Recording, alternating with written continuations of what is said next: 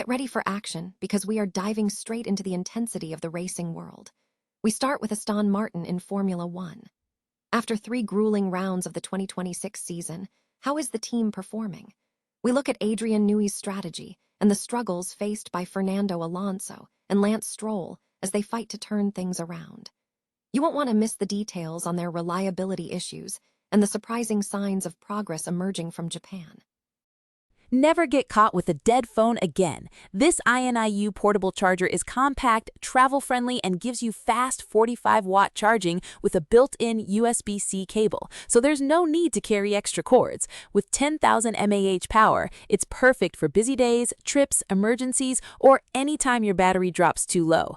Grab yours on Amazon through the link in the comments before your phone hits 1%. Next up, we switch gears entirely and look at the world of endurance racing. Logan Sargeant is making his debut in the World Endurance Championship. After leaving Formula One, Sargeant has been exploring different motorsport categories, and this weekend at Imola, he is sharing what it's like driving the 88 Proton competition Ford Mustang LMGT3. Find out what this debut means for his future in the WEC. Now, let's talk about the engineering that powers this incredible sport. We are comparing the cutting-edge thermal efficiency of Formula One engines against regular car engines. We break down how F1 power units achieve over 50% efficiency using technologies like pre-chamber ignition and the MGUH, and see how mainstream manufacturers like Toyota and Hyundai are trying to catch up. And finally, we have a heartbreaking story from the track that reminds us how incredibly dangerous motorsport can be. We look at the tragic death of racing driver Juha Miettinen at the Nurburgring circuit just hours before a race. Max Verstappen paid tribute, and we examine what this devastating incident means for the sport. Stay with us, because this is the news you need. Aston Martin's start to the 2026 Formula One season has been characterized by significant challenges, though team principal Adrian Newey maintains that the expertise is in place to turn the situation around. The initial rounds have been hampered by a myriad of issues that have curtailed sessions for drivers Fernando Alonso and Lance Stroll. Early testing, particularly in Bahrain, revealed problems with both the car and the Honda engine, resulting in Aston Martin completing the fewest laps among competitors in both the first and second testing sessions, totaling 334 laps compared to McLaren's 821. Newey later identified vibrations as a major factor limiting the car's reliability in Australia, with Alonso estimating a 25-lap limit and Stroll a 15-lap limit before engine vibration became excessive. Despite early setbacks, there have been encouraging signs of progress. Alonso managed 52 laps at Suzuka, finishing 1 lap down, which is noted as a significant improvement just 3 weeks after the initial reliability concerns were raised. Furthermore, Aston Martin has demonstrated strong performance off the line, showcasing Alonso's retained reaction times and reflexes. Reliability is showing improvement, with both cars navigating practice and qualifying with fewer issues than previously experienced. However, the team remains far from competitive. Aston Martin has yet to qualify a car into Q2, and Alonso's 17th place in Melbourne was his best grid slot of the season. Consequently, the team has not scored a World Championship point in 2026 and remains at the bottom of the Constructors' Championship table, trailing Cadillac. The competition remains fierce, with Mercedes leading, and Ferrari and McLaren also showing strong performances, alongside a tightly packed midfield featuring Alpine, Racing Bulls, Audi, Haas, and Red Bull. The central focus for Aston Martin is resolving the persistent issues with the Honda power unit, specifically the vibration problems, in collaboration with the engine manufacturer. Chief Strategy Officer Andy Cowell has been actively engaged in Japan to explore potential solutions for the power unit. Improved reliability is crucial, as it will unlock more data and provide a clearer direction for chassis development. The team also needs to fully exploit the potential of the newly designed chassis under the new regulations. Looking ahead to the April break, the team has an opportunity to address manufacturing shortfalls, particularly battery components, and for Honda to implement fixes for the engine. While Alonso expressed cautious optimism about clear progress between Australia and Japan, Chief Trackside Officer Mike Crack acknowledged that the current performance level is far from required, emphasizing the need for hard work to deliver improvements. The team must also focus on boosting morale as they pursue their goals in the highly complex, new regulatory landscape. Noi Dung Kai Tight. Logan Sargeant is making his World Endurance Championship debut this weekend at Imola, driving the '88 Ford Mustang LMG T3 for Proton competition, alongside Stefano Gattuso and Gianmarco Lavorato. This marks a significant step in Sargeant's career after leaving Formula One midway through the 2024 season.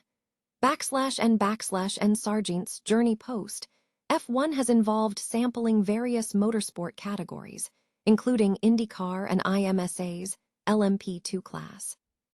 He previously had a potential move to the European Le Mans Series via a Genesis deal, but this path diverged after he decided to pursue a return to driving.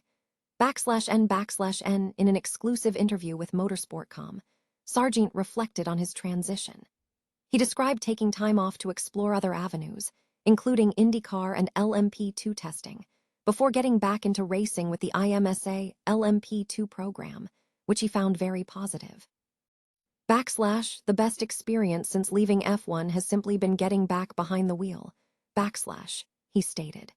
And adapting to the GT3 class, Sargeant noted that the Mustang LMG T3 presents a very different driving style and is heavier than his previous cars. He views this as an expansion of his skill set, believing lessons learned in the GT3 category will be valuable for his future hypercar efforts. And looking ahead, Sargeant is slated to join Ford's hypercar program in 2027, alongside Sebastian Priolks and Mike Rockenfeller.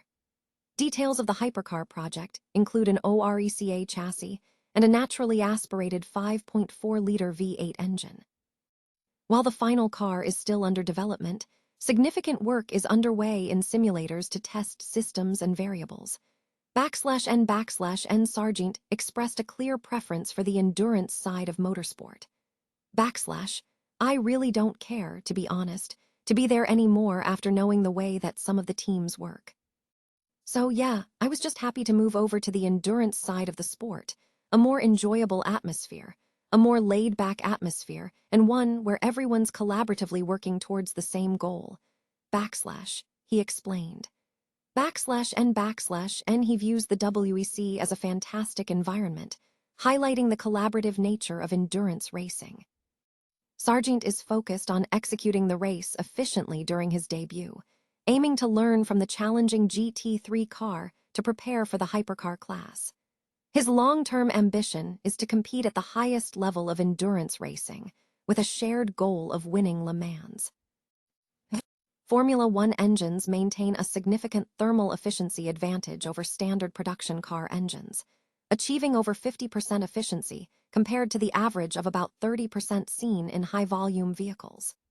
This superior performance is driven by advanced engineering techniques, including pre-chamber ignition, high compression ratios, and the integration of the motor-generator unit heat, or MGUH. Pre-chamber ignition is a key innovation where a lean mixture in the primary combustion chamber is ignited by a richer mixture in an upper pre-chamber. This method allows the engine to operate with leaner fuel mixtures without the risk of detonation. Furthermore, F1 engines leverage high compression ratios, currently limited to a 16:1 ratio under current regulations, to maximize energy extraction. While some production engines, like those from Toyota and Hyundai, have reported efficiencies reaching 41%, and Nissan is at 42%, Chinese automaker Dongfeng is noted as a leader with a peak thermal efficiency exceeding 48% in its engine development. The MGUH further boosts efficiency by harvesting energy from excess exhaust gases, converting it into usable power for the system. This technological leap comes at a high cost, as F1 power units are significantly more expensive and designed for a different operational environment than mass-market vehicles. which do not benefit from features like variable valve timing or variable valve lift, and utilize different injection systems. Racing driver Juha Miettinen, 66, was killed in a devastating 7-car crash during the first qualifying event for the Nurburgring 24 Hours race in Germany on Saturday. The fatal accident occurred around 25 minutes into the 4-hour race at the carousel section of the Nordschleife circuit. Miettinen was involved in a collision with 6 other drivers. While the other 6 competitors were examined and were not in life-threatening condition, paramedics were unable to save the 66-year-old driver, who passed away at the medical center after unsuccessful resuscitation attempts. The incident immediately led to the race being halted and red-flagged. Race control confirmed that the serious accident involved 7 competitors. Meanwhile, Formula One star Max Verstappen, who was competing in the race, was not involved in the accident and paid tribute on social media, stating, "Shocked by what happened today. Motorsport is something we all love, but in times like this, it is a reminder of how dangerous it can be." Miettinen had been widely regarded as a beloved figure at the Nurburgring, described as a gentleman driver who brought a smile to the track. Tributes poured in from the motorsport community, with friends recalling his positive presence at the circuit. Co-driver Dan Bergholt shared excitement before the event, captioning a post about the dual qualifying races. The Nurburgring circuit, famously nicknamed the Green Hell by Jackie Stewart, remains one of motorsport's most iconic yet perilous venues, with a history of fatalities dating back to 1928. Race control confirmed that Miettinen died after being extracted from his vehicle, while the other 6 drivers survived the crash.